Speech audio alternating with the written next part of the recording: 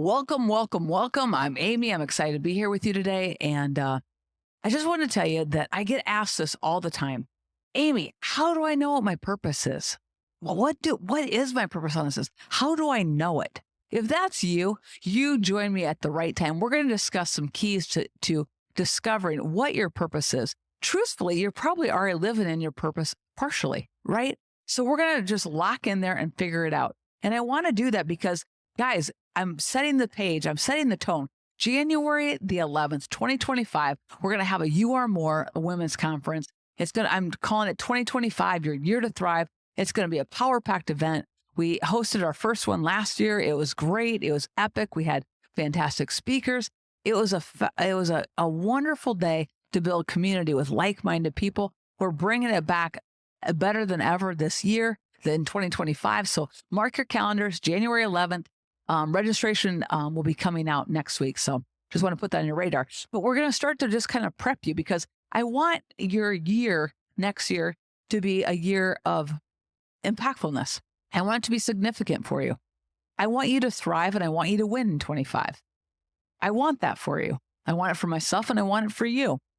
But I also understand that to have that happen, I have to have an examined life. I have to see, like, where am I going? What am I doing? And what is my purpose? And so I'm often asked, Amy, I don't know how to figure out what my purpose is. And the first thing I always say to somebody when they say that to me, I'm like, well, what breaks your heart? What pains you? For me, it was my grandma who worked so hard to the very end of her life, who lived in a trailer, did not have a garage, who was out there scraping ice off her windshield at 5 a.m. to go work at a manufacturing job. And when I got into real estate, my biggest goal was I was going to buy my grandma and grandpa a new house with an attached garage. Like, I wanted my grandma to have a garage. I didn't want her to be, I hated lack. I hated less than. I hated poverty. Like, I hated it. It broke my heart, right? And I also hated because I loved my grandma dearly. Like, she was awesome. But I also hated that I knew that her life was, she thought with a lot of limitation about her abilities and who she was. She thought a lot of downcast thoughts about herself. And so I hated that.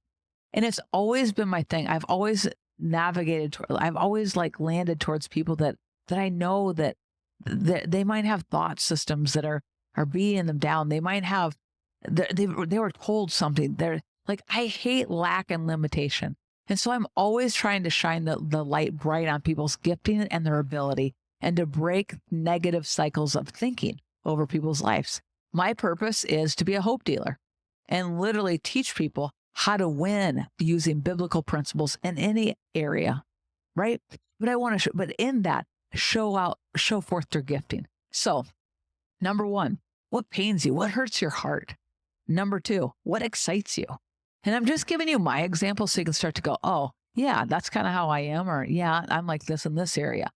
Like, maybe you're someone that woke up you're in third or fourth grade and you're like, man, I want to be a doctor. I want to be a veterinarian. I want to be like, you knew what you wanted to be. You were naturally bent that way. Those are your giftings and your callings. It's part of your purpose, right? So what excites you? You know what excites me is that when I can literally make a difference for another human being. I've always been motivated by that. If I can just help somebody else, I'm good. If I can lift somebody else and show them their greatness, that's what excites me. And when the light turns on and they recognize, oh, I'm well able to do this. I'm equipped. I can do it. I'm going to do it. When that turns on, there's nothing that excites me more than that. Like, I love to see other people grow and blossom and flourish. I just do. It excites me. So I hate lack. I hate limitation. And I love to see growth. And I love to see people become confident in who they are and what they can do. I love to see it. That's what gives me juice, right? And then the other thing. So what pains me? What excites me? Think about that. Take some notes down. Jot it down. Get crystal clear on what that is. And then figure out how you can execute. How can you execute on what you're passionate about and what pains you? Like, how can you be the solution? Think about it. Maybe you hate the brokenness that you see in kids So you say, hey, I'm going to jump in there and I'm going to start volunteering in the schools. I've got a dear friend that is just, their whole family, they're like rock stars. They take in kids. They're always in the schools. She hugs on everybody she meets. She just does great things, and people feel loved around her. They feel inspired by her. They feel like, man, what a gift, right? But she's so intentional about it. And so you have to be intentional about your purpose. Okay. So the first thing is to discover it. You got to figure out what pains you, what breaks your heart, what's the solution, and what excites you. What is that thing that excites you? What is that you get out of bed with? Because you have to know your purpose. Your purpose. Let me just give you the definition of it. The definition of purpose is the reason for which something is done or created, or for which something exists. Like, why were you put on this earth? It's the reason. What disease were you supposed to create the cure for? What business were you supposed to build that would finance great things across our world? What life were you supposed to impact? Okay. Most of the time, when you're operating in things of your purpose, it doesn't feel like work because you're excited about it, you're passionate about it. So a lot of people golf. They'll play soccer, they'll golf, they'll do all their hobbies, they'll fish, they'll boat, they'll do all that. I do podcasting. I work on creating social media content or email content that inspires people, that gives them hope, that fills their tank, that causes them to move forward. I'm working on a 30-day journal that I hope to have out. No, I'm going to commit to it. I'm going to have it done by the time I do the event. And it's a 30-day devotional called You Win. That's the kind of stuff that I work on because it's my passion. If I can lift another human being, if I can shed a little bit of light on their pathway and help them have their head lifted, that's what gets me going. I love it. Okay. So it doesn't feel like work to me. It feels like this is what I like to do. Sometimes people think that their purpose should make life easy. I actually think one of the greatest indicators that you're on the right track in pursuing what you're pursuing is actually resistance. Resistance is a signpost that you're moving the right direction. A lot of times people bump up against resistance and say, oh, I'm not supposed to be going to do this. I shouldn't do this, I guess, because I'm experiencing a little resistance. But if you start to take it, it's a signpost. The enemy of your soul, the enemy does not want you to keep moving forward, does not want you to make the impact on the earth, doesn't want you to make the difference, doesn't want you to start the business, doesn't want you to get the song complete, doesn't want you to get the book written and published, doesn't want you to build an orphanage, doesn't want you to move forward and feed the homeless and do those things. Like, there's the enemy of your soul is when you bump up against resistance and complication and setback and delay, those are all indicators that you're on the right path and you need to keep moving. In fact, I look at things like this. When something moves through super easy, I'm like, ooh, I don't know about that. I think I might need to back up. And then I'll walk into a situation, I'll make a decision. I'm like, we're going to do this. And I'll start to feel like, man, it feels like all hell's breaking loose. And it might feel like, man, there's so much resistance. And everywhere I turn, it's like, oh, that's a dead end and that's not working. Do you know what that is to me? That doesn't discourage me. It might momentarily, but deep down, I know, oh, it's part of the process and I'm on the right path. So flip your thinking. If you're started a business and you're like, man, I really felt like I was supposed to do this, but I'm struggling in it. It's harder than I thought. Just know everything takes longer than you think. It's harder than you think. And it costs you typically more than you think it's going to cost. But it's worth it because when your preparedness meets that Kairos moment, I want to talk to you about a Kairos moment. A Kairos moment is this. Let me actually read you the definition. A Kairos moment is the time when conditions are absolutely perfect. They're right. The conditions are right to take a crucial action, or when it's in the opportune moment to say or do something. That Kairos moment is a Greek word that means right time or opportune moment.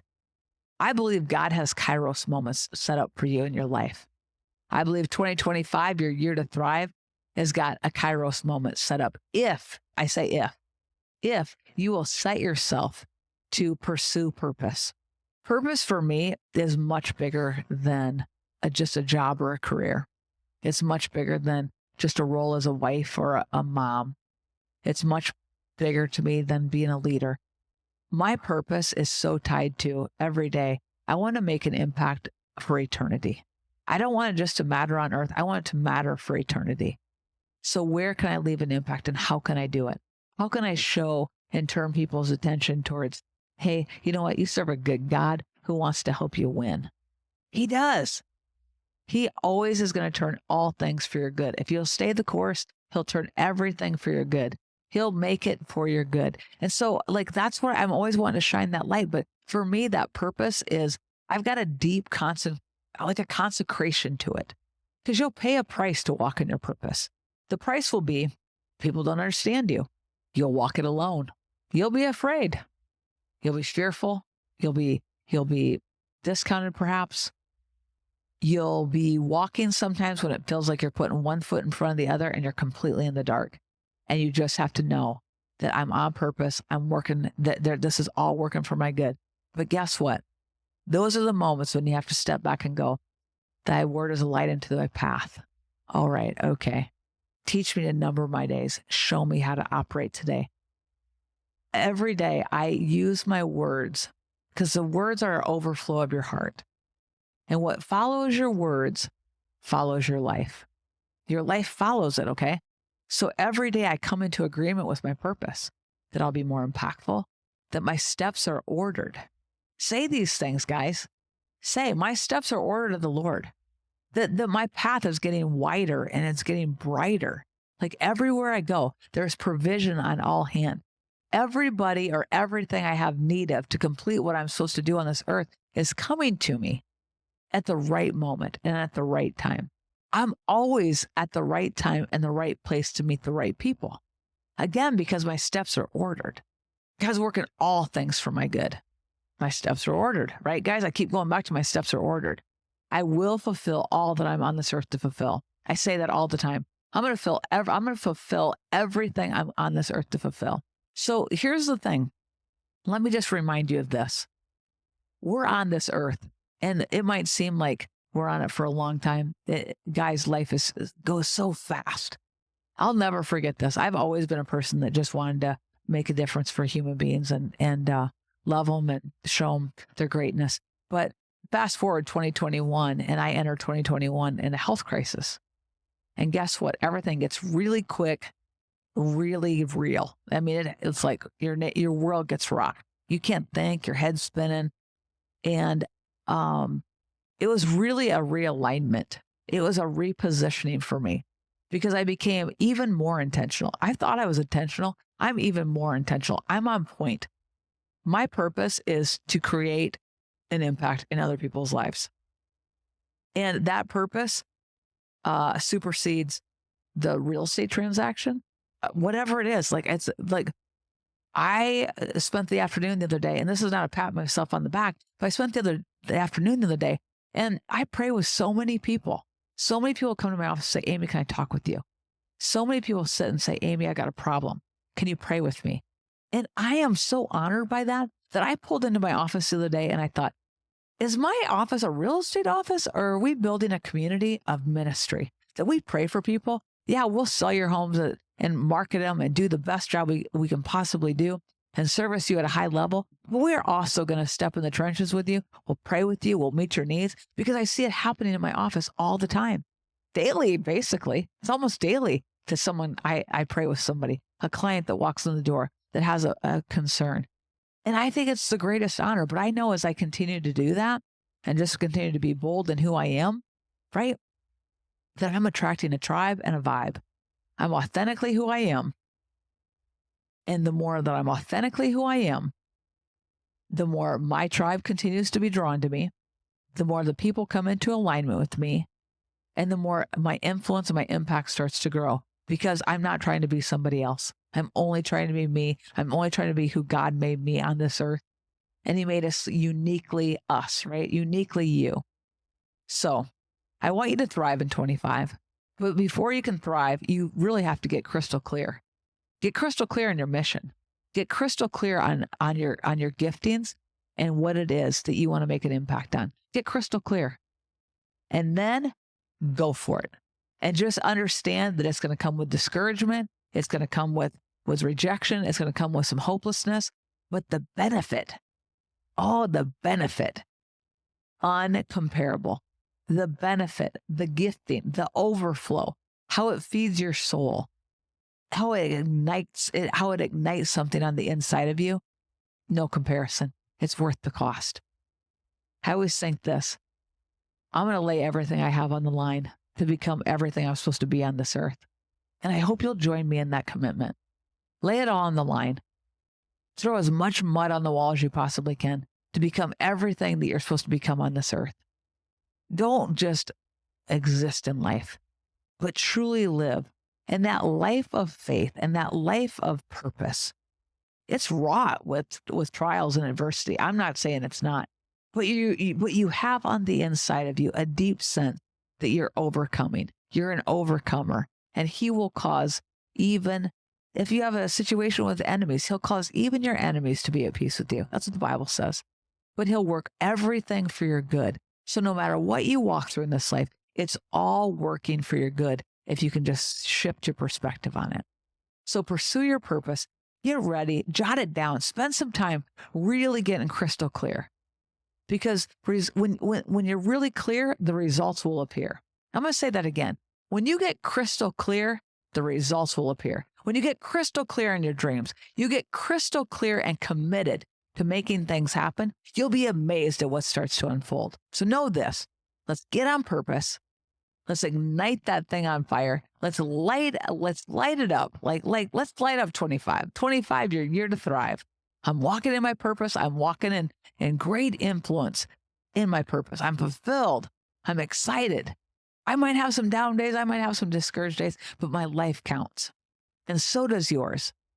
So let's hook up. Let's unite. Let's be that community for one another, of empowering people to literally go out, build their life, live their dreams, and walk with great, great purpose on this earth.